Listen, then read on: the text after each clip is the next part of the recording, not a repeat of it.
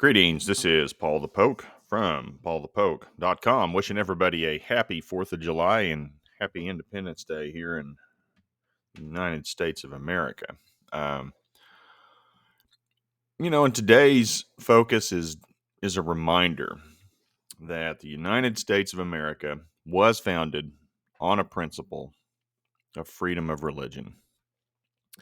Now, these religious freedoms continue to be under attack with increasing frequency as the days pass. Now, granted, we do need to take a look at and have a sincere debate about moral application of this freedom. I mean, there are some things clearly have been perverted, and then there's going to be an argument over what is not appropriate. But the bottom line is we do have, all of us, freedom of religion, and it's written into our Constitution. I promise I would stands to reason. I doubt our founding fathers could have envisioned where we've taken this, but our founding fathers thought so much of our religious freedoms. Let's take a look at the first thing mentioned in the United States Constitution. First Amendment: Congress shall make no laws respecting an establishment of religion, or prohibiting the free exercise thereof, or abridging the freedom of speech or of the press, or the right of the people to peaceably assemble and to petition the government for a redress of grievances. So, translation: no government-sanctioned religion. There'll be no state religion or dogma coming out of the state, although I'd argue that is taking place. It's its own religion. And Big Brother, get out of the people's right to exercise their freedom of the religion they choose. Get your nose out of it. And as a sidebar, it is the Second Amendment that enforces the first. A well-regulated militia being necessary to the security of a free state, the right of the people to keep and bear arms shall not be infringed. So clearly, the founding fathers had concerns with an overbearing federal government infringing on the freedom of states, and believed that arms, guns, were the way to protect that. So, it is what it is. And I got a quote here from John Adams. He had a letter he sent to Benjamin Rush in 1812. Nothing is more dreaded than the national government meddling with religion. And keep in mind, that was 36 years after the United States became a nation. And John Adams had those concerns then, let alone what we're seeing here in 2022. It's just under attack. Take a look at 2 Corinthians 2, verse 12. For our boast is this, the testimony of our conscience, that we have behaved in the world with simplicity and godly sincerity, not by earthly wisdom, but by the grace of God, and supremely so towards you. And so Paul's talking about here, it's not the wisdom of the populace or the wisdom of the people. I mean, that gets to where we're going here in a little bit. But the same idea is communicated by George Washington in a letter he wrote to, of all people, Benedict Arnold. But Washington's quote is definitely worth considering. While we are contending for our own liberty, we should be very cautious not to violate the conscience of others, ever considering that God alone is the judge of the hearts of men, and to him only this case are they answerable. I mean, so Washington thought enough about it. It's like, hey, we don't need to be getting into other people's business and trying to understand what it is that they believe in their faith, or what their path or their lifestyle is as they grow in their faith. That's up to the individual. James 4, verse 12, there's only one lawgiver and judge, he who is able to save and to destroy, but who are you to judge your neighbor? And, as a little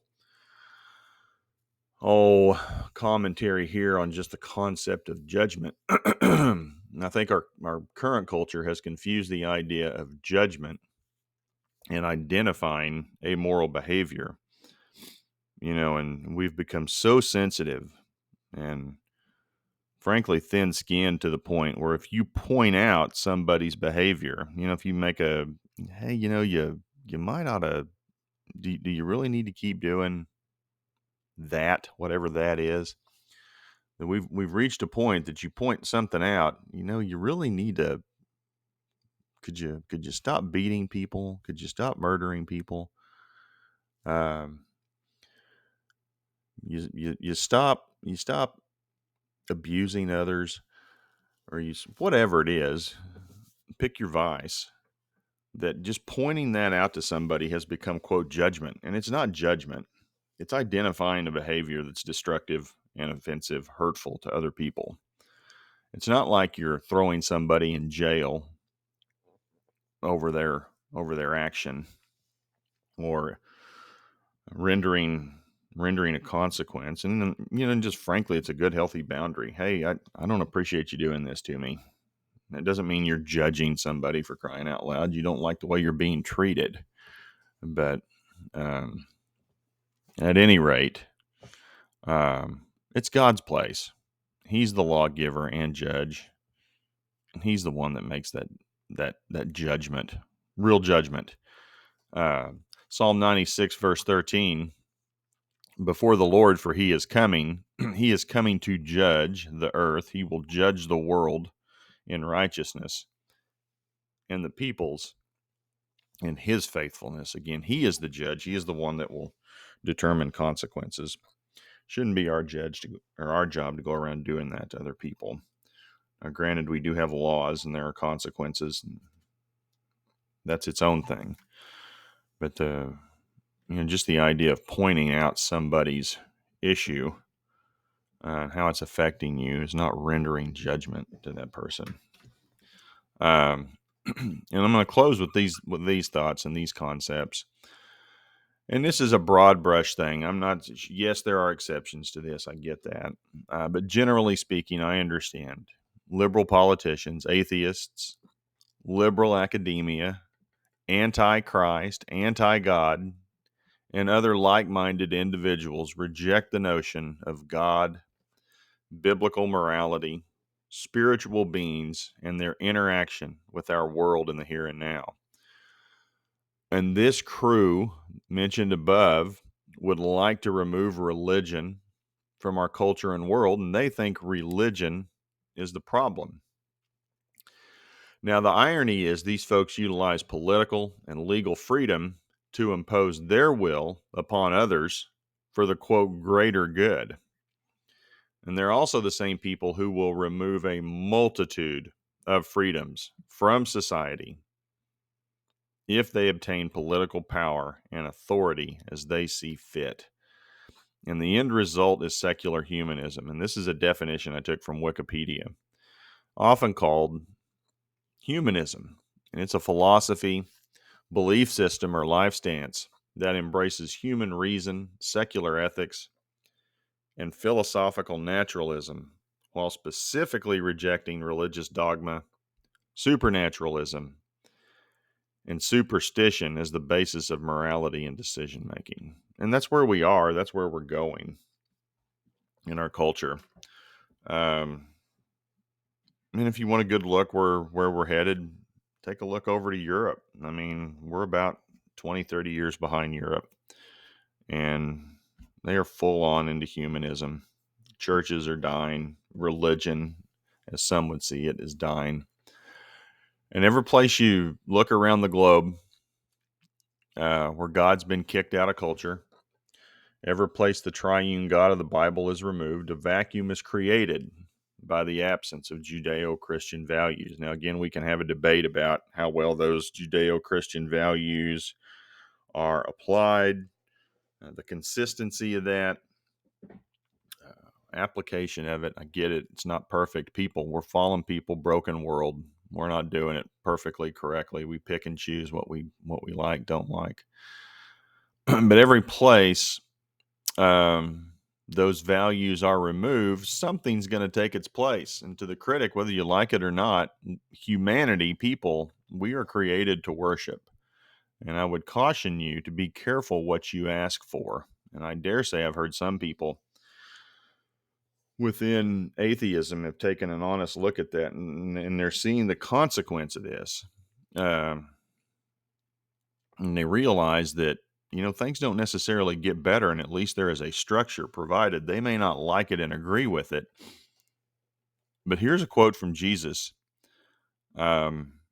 Matthew 12, verses 43 through 45. When an unclean spirit goes out of a man, he goes through dry places seeking rest and finds none. Then he says, I will return to my house from which I came. And when he comes, he finds it empty, swept, and put in order. Then he goes and takes with him 7 other spirits more wicked than himself, and they enter and dwell there. And the last state of that man is worse than the first. So shall it also be with this wicked generation. And that's the point. We are created to worship. We do have freedom of religion. And on a personal level, if we don't apply that, and if we don't seek God and seek his word, seek his ways, other things will fill the void. And the same thing is happening in our country. God's being kicked out. Other things are filling the void. And we're not getting better. We're regressing. And so the thought is, on this 4th of July, on this Independence Day, we are a country that was founded on freedom of religion. And I think that's been forgotten. I think that's been suppressed, and it's been replaced with its own brand, and we hide behind the Constitution. And I think as time goes on, we are losing sight of where all these things came from. So on that note, wishing everybody a happy 4th of July. Be careful out there. Enjoy the day. Enjoy time with family and friends. And be thankful for what we've been given here. Y'all have a great 4th of July. Take care. Bye.